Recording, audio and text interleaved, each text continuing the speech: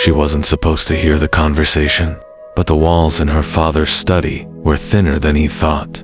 "You want me to give you my daughter?" Her father's voice was ice. "I want to end this war before it destroys both our families." The other voice was younger, controlled. "Your choice, Richard. Marriage or mutual annihilation." Silence. "Then, she'll never agree." "Then convince her." Footsteps. The door opening. She barely made it to the stairs before her father appeared in the hallway. "Maya?" She stopped. Didn't turn around. "How much did you hear?" "Enough." More silence. The kind that precedes earthquakes. "Come to my office. Now." Her father sat behind his desk like a king. The other man stood by the window. Tall, dark suit that probably cost more than her car. Hands in his pockets. Not looking at her, but she felt his attention anyway, like standing too close to something that generated its own gravity. "Maya, this is Damien Cross." Her father's voice was carefully neutral. "His father and I have been competitors for 20 years. "Competitors?" She laughed. "Harsh. Is that what we're calling corporate warfare now?" "It's gotten out of hand," her father admitted. "Hostile takeovers. Legal battles. Sabotage. It's bleeding both companies dry, so fix it." "We're trying." He gestured to Damien. His father proposed a solution. "A merger," Damien said quietly, still not looking at her. "But neither of our fathers trust the other enough to follow through without collateral." Her stomach dropped. "Collateral," she repeated slowly. He finally turned to face her, and she understood immediately why her father had sounded defeated. Damien Cross wasn't just handsome, he was devastating. Sharp jaw, dark eyes that looked like they'd seen too much. Mouth that probably hadn't smiled in years. The kind of beautiful that came with a price. "You," he said simply. "You're the collateral." The room spun. "You want me to marry you. I want to stop watching my family destroy itself." His voice was flat, empty. "Marriage is the mechanism, nothing more." "That's insane." "It's business," her father interrupted. "A contract. You marry him, the companies merge, the war ends. Everyone wins, except me. You'd be well compensated." "I don't want compensation." She stood. "I want a life that isn't a goddamn bargaining chip." Damien moved then, not toward her, just shifted his weight. 2 years, he said quietly. She looked at him. 2 years married. After that, quiet divorce. You walk away with enough money to do whatever you want for the rest of your life. And in the meantime, we play the part. Convince both families this is real. Attend events.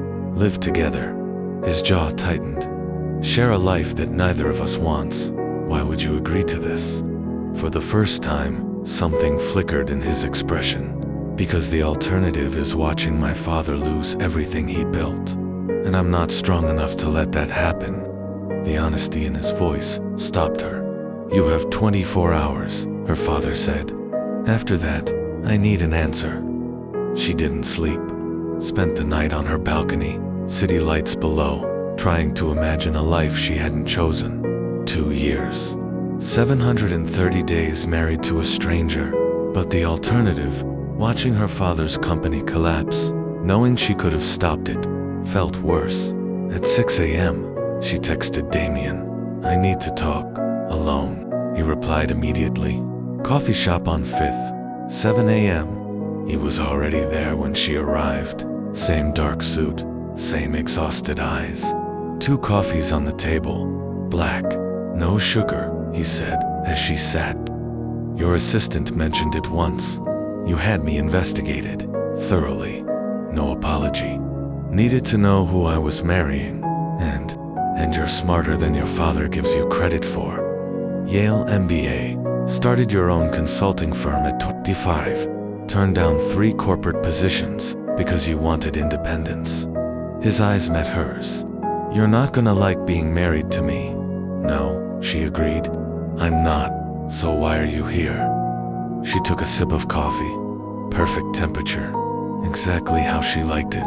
Because I need to know what happens if I say no. He was quiet for a long moment. My father will move forward with the hostile takeover of your father's company.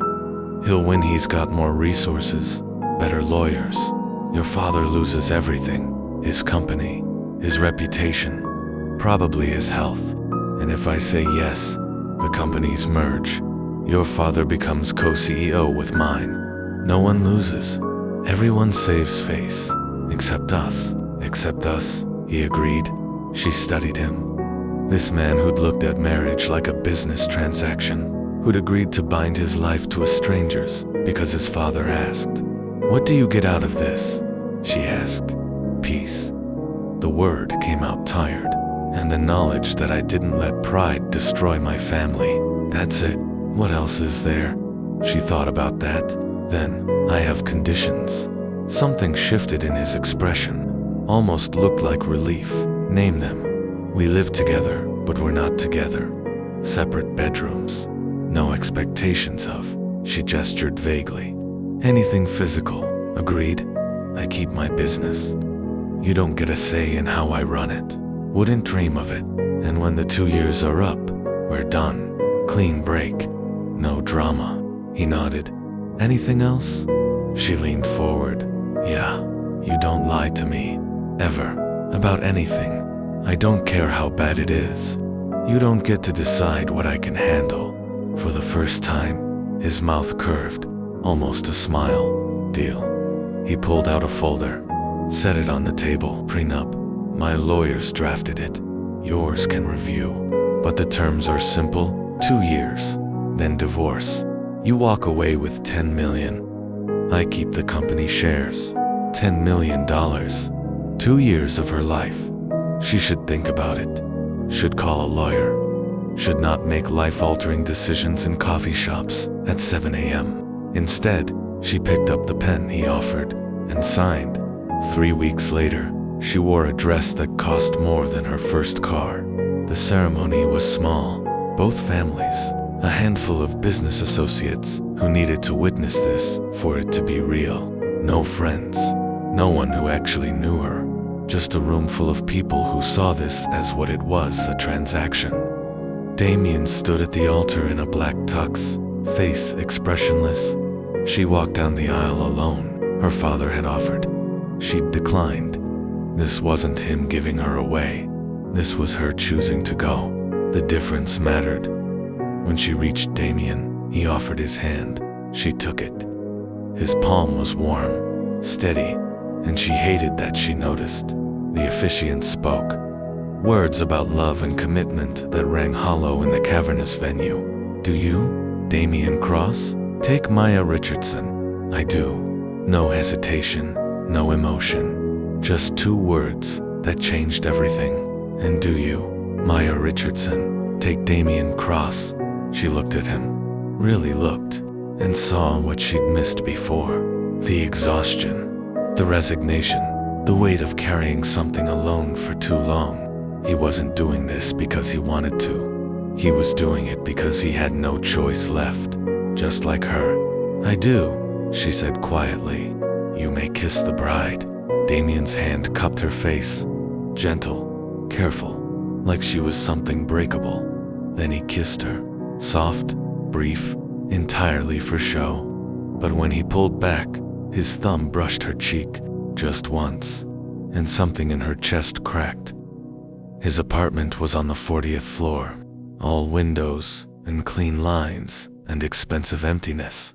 Guest rooms down the hall, he said, setting her bags inside. Bathrooms attached. Should have everything you need. Thanks. Awkward silence. I have work, he said finally. I'll be in my office most nights. You won't see much of me. That the plan. We just avoid each other for 2 years. Isn't that what you wanted? She didn't have an answer to that. He moved toward his office, then paused. Maya, yeah, I know this isn't. He stopped. Started again. I know this isn't the life you wanted. And I'm sorry you got pulled into my family's mess. It's my family's mess too. Still, he looked at her then, Really looked. If you need anything, anything at all, just ask, even if I want out, especially then. He disappeared into his office. The door closed with a soft click, and Maya stood in the middle of a stranger's home that was somehow now hers, and wondered what the hell she'd agreed to. They lived like ghosts, ships passing in the night. She'd wake up at 6 a.m. He was already gone. She'd work from home or at her office. He'd come back after midnight. Sometimes she'd hear him moving through the apartment, opening the fridge, pouring whiskey, standing on the balcony at 2 a.m. She never went out to check. That wasn't part of the deal. But a month in, she broke the pattern. Found him on the balcony at 3 a.m., tie loosened, drink in hand, staring at the city like it had answers he needed. "Can't sleep?" she asked. He didn't turn around. "Never can." She leaned against the doorframe. "How long have you been doing this?" "What? Carrying everything alone?" His shoulders tightened. "That's not. You signed a contract to marry a stranger because your father asked. You work 18-hour days. You don't eat. I've checked the fridge, and you stand out here at 3 a.m. like you're waiting for something that's never gonna come." Silence. "Then, what do you want me to say?" "The truth, like we agreed." He turned to face her finally, and the exhaustion in his eyes broke something in her. "My father's sick," he said quietly. "Cancer. 6 months, maybe less. And his dying wish is to see the company stable. To know I'll be okay after he's gone." Her breath caught. "That's why you agreed to this. Not for the merger. For him." "Yeah. Damien, don't." He held up a hand. "Don't feel sorry for me. That wasn't the deal. Screw the deal." She moved on to the balcony. Stood beside him. "You're allowed to be human, you know. To admit this is hard. That you're scared." "I'm not scared, liar." His jaw tightened. "What do you want from me?" "I want you to stop pretending you're okay when you're not. I want you to eat actual food, instead of surviving on whiskey, and whatever catering shows up at board meetings. And I want—" She stopped. "What?" "I want to help, if you'll let me." He stared at her like she'd spoken a foreign language. "Why?" "Because we're married. And yeah, it's fake.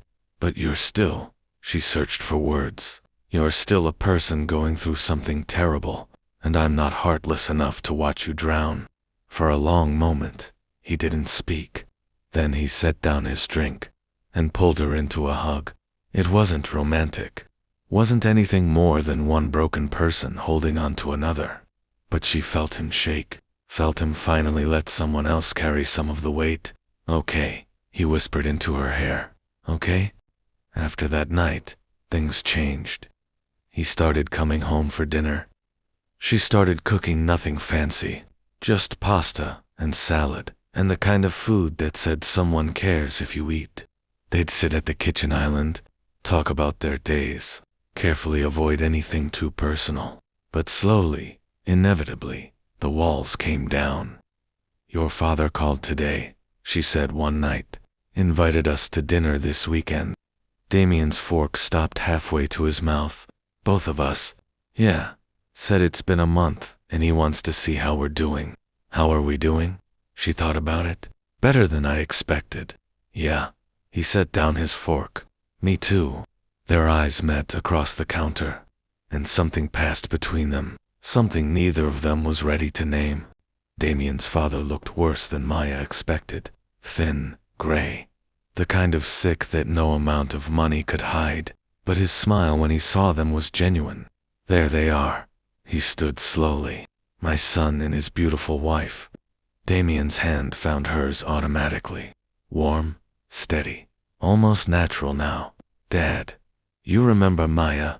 "Of course." His father took her other hand. "Thank you for doing this. For him." "I'm not doing it for him." "Yes, you are." He squeezed her hand. "And don't think I don't know what that costs." Dinner was surprisingly easy. His father told stories about young Damien. She learned he'd wanted to be an architect before business claimed him. Then he'd learned piano and still played sometimes at 4 a.m. when he couldn't sleep. She learned he was more than the exhausted man she'd married. He was someone who'd given up his dreams piece by piece until there was nothing left but duty. On the drive home, neither of them spoke. Until, "I'm sorry," she looked at him. "For what?" "For dragging you into this. My father's dying wish. My family's war. You deserved better. Maybe." She reached over, took his hand. "But I'm here anyway." "Why?" "Because," she stopped, thought about it, "because somewhere between the contract and now, I started giving a damn about whether you're okay." His hand tightened on hers. "That's dangerous, Maya. I know. We have 18 months left. Then this ends. I know that too. So what are we doing?" She didn't have an answer. Neither did he. But he didn't let go of her hand. Not the entire drive home. Not even when they pulled into the parking garage. It happened 3 months in. She woke up at 2 a.m. to shouting, not from the penthouse, from the hallway outside. Then Damien's voice low, dangerous, controlled. "Get the hell out of my building." She grabbed her robe and ran. Damien stood in the doorway blocking someone. His father's business partner Marcus, the one who'd been against the merger from the start. "You think marrying some girl solves anything?" Marcus was drunk. "Swaying your father's dying and you're playing house. Leave. Now. Or what? You'll protect her." Marcus laughed. "She's nothing. A contract. The second your old man's gone, she's gone too." Damien moved so fast Maya barely saw it. 1 second Marcus was standing. The next he was against the hallway wall, Damien's forearm across his throat. "Say one more word about my wife," Damien said quietly. "One more goddamn word, and I'll end you. My wife. Not the contract. Not the arrangement. My wife." Security arrived within seconds, hauled Marcus away, still shouting threats. Damien stood in the doorway, breathing hard, hands shaking. "Damien, I'm fine." "You're not." "I said I'm fine." He turned on her, and the fury in his eyes made her step back. "Go back to bed, Maya. This doesn't concern you." He threatened me, and I handled it, like I handle everything. He moved past her, into the apartment. "Just go back to bed." She watched him disappear into his office, heard the door slam, and made a choice. She followed him. He was at his desk, head in his hands. "I told you to leave." "Yeah, well, I'm bad at following orders." She closed the door behind her. "What was that about?" "Nothing. Damien, it's handled, is it?" She moved closer. "Because it looked like a drunk asshole threatening your wife and you losing it." "He wasn't threatening you." "Then what was he doing?" Silence. She sat on the edge of his desk. "Talk to me." "There's nothing to talk about. Bullshit." His head snapped up. "You want the truth? Fine. Marcus has been trying to sabotage the merger for months. He thinks if my father dies before it's finalized, he can swoop in and take over.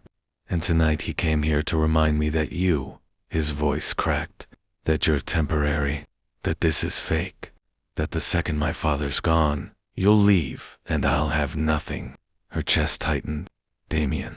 And the worst part," he laughed, hollow, "he's right. This is temporary. You signed on for 2 years. My father will probably be gone in 6 months. And then what? You'll collect your payout and disappear, and I'll be exactly where I started. You don't know that, don't I?" He stood, moved toward the window. "You think I haven't noticed? How easy this has gotten. How we have dinner now and talk, and you make me laugh, and I actually sleep when you're here." He turned to face her. "You think I don't know that in 18 months I'm gonna have to let you go? That I'm counting down to losing the only good thing that's happened to me in years?" The words hung between them like smoke. "You're not gonna lose me," she said quietly. "Yes, I am. That's the deal. Screw the deal." She stood, crossed to him. "I didn't sign up for this to watch you suffer alone. I didn't move in here to be a ghost you pass in the hallway. And I sure as hell didn't start caring about you just to walk away when your father dies." His breath caught. "Maya." 18 months. She grabbed his face, forced him to look at her. You think I'm counting? You think I'm waiting for this to be over, aren't you? No, her voice broke. I'm terrified. Of what? Of how much I want to stay. The world stopped. What are you saying? I'm saying this stopped being fake somewhere between dinner number 10 and you holding my hand in the car. I'm saying I wake up looking forward to seeing you. I'm saying when Marcus called me nothing tonight, I wanted to punch him myself. Tears burned her eyes. I'm saying I don't know when it happened, but somewhere along the way, I stopped playing a part and started. He kissed her. Not soft, like at the wedding. Not careful. He kissed her like he'd been drowning and she was air. Like he'd been waiting his whole life for permission to stop pretending. Her hands fisted in his shirt, his tangled in her hair. Years of loneliness and exhaustion and fear pouring into the space between them. When they broke apart, they were both shaking. We can't do this. He breathed against her mouth. I know, it'll complicate everything. I know. And in 18 months, I don't care. She kissed him, again, harder. I don't care about the contract or the timeline or what happens after. I care about you, right now. That's it. His forehead dropped to hers. This is a terrible idea. Probably the worst. We're gonna destroy each other, maybe. She smiled through tears. But God, what a way to go. He laughed. Actually laughed. Then picked her up and carried her out of his office, down the hall, past the guest room, into his bedroom. You sure? He asked, setting her down. She answered by pulling him down to her. She woke up in his bed, sunlight streaming through floor-to-ceiling windows, his arm around her waist, his breath warm against her neck. For a moment, she just lay there, memorizing this. Then he stirred, pulled her closer. Morning, he murmured. Hi. You okay? Yeah. She turned to face him. You. He studied her face, like he was trying to figure out if she was real. I don't regret it, he said quietly. If that's what you're wondering. I wasn't. Liar. She smiled. Okay, maybe a little. His thumb brushed her cheek. We should probably talk about what this means. What do you want it to mean? I want. He stopped. Started again. I want to rip up that contract. I want to stop counting down. I want to wake up with you every morning and not have an expiration date hanging over us. Her heart hammered. Damien, but I can't ask you that. Can't ask you to give up your payout, your freedom, your whole life for. She kissed him, shut him up the only way she knew how. For you. She finished when she pulled back. Yeah, you can, because I already decided. Decided what? That $10 million isn't worth losing this. Losing you. She grabbed his hand, pressed it over her heart. So yeah, rip up the contract. I'm staying. Maya, you can't just watch me. What about your business? Your independence? Everything you wanted? I still want all of that. She kissed his palm. But I want you too. And for the first time in my life, I'm choosing both. Not because I have to, because I want to. Something broke in his expression. You're sure? I'm terrified. But yeah, I'm sure. He pulled her on top of him, kissed her slow and deep and infinite. I love you, he said against her mouth. The words stopped her. What? I love you. He cupped her face. Have 4 weeks, maybe longer. I just didn't let myself believe it, because I knew you were leaving. But if you're staying, I love you too. He smiled. Really smiled. And it transformed his entire face. Say it again. I love you, Damien Cross. She kissed his nose, his cheek, his mouth. I love you, and I'm staying, and you're stuck with me. Promise. Promise. Telling their fathers was harder. They waited until dinner the following week. Both families together. Maya's father looked between them suspiciously. You're different. Different how? Maya asked. Happier. He narrowed his eyes at Damien. What did you do? I fell in love with your daughter. Damien's hand found hers under the table. For real this time. Silence. Then her father laughed. Actually laughed. About damn time. Wait. Maya looked at him. You knew? Sweetheart, I watched you two at the wedding. Saw the way he looked at you when you walked down that aisle.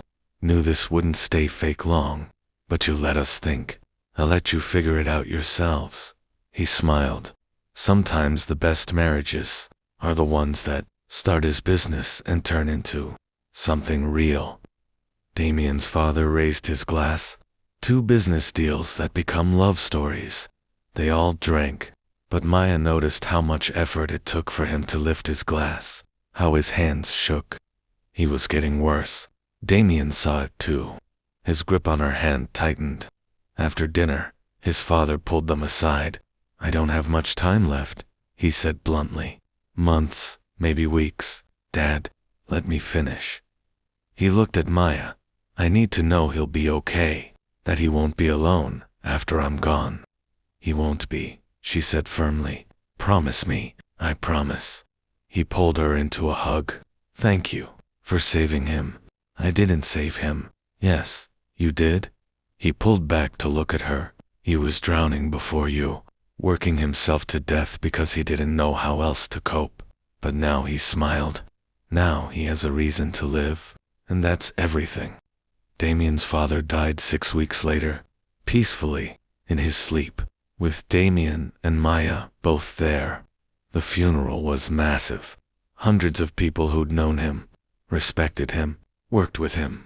Damien gave the eulogy, spoke about duty and sacrifice and love, about how his father had taught him that sometimes the hardest decisions lead to the best outcomes, about how he'd never understand why his father had pushed for this marriage, but he'd spend the rest of his life grateful that he did. Maya watched him from the front row, this man who'd married her to save his father's company, who'd fallen in love with her somewhere between contracts and truth, who was now standing alone at a podium trying not to break. After the service, they went home.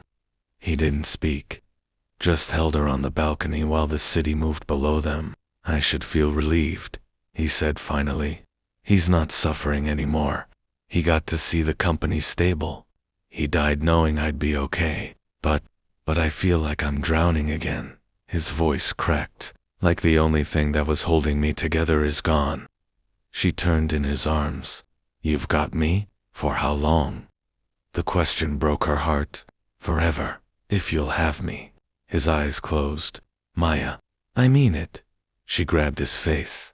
The contract's void. Your father's gone. The war is over. We don't have to stay married. I know, but I'm choosing to anyway. She kissed him softly. Because I love you.